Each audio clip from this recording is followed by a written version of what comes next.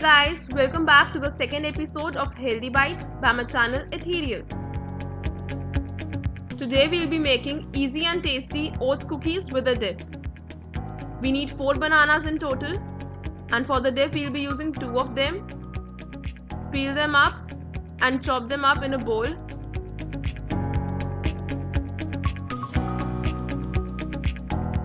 I'm going to keep this in freezer for at least 2 hours.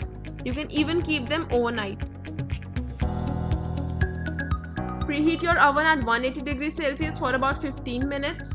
And for the cookie dough, we need the other 2 bananas. I'm using some chopped nuts like walnuts, almonds, raisins and figs, and 1 cup of oats flour. So take a large mixing bowl and place your bananas in them.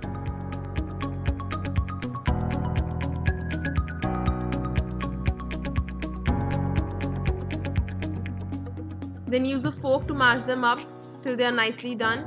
You can add any of the flavorings to this basic recipe of bananas and oats. Today I'll be adding some nuts. You can even add some chopped fruits. So add the nuts, and for the flavorings I'm adding 1/4 teaspoon of vanilla essence and half a teaspoon of cinnamon powder.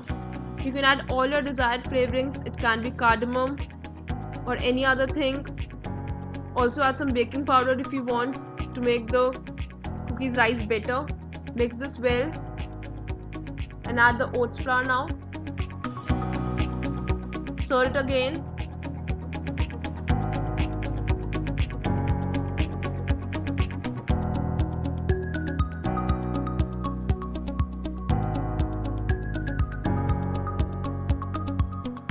Mix it till it is nicely binded, and our cookie dough is almost done.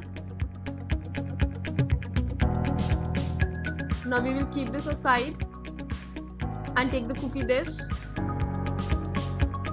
Grease it up with some oil so that the cookies don't stick and they come out easily.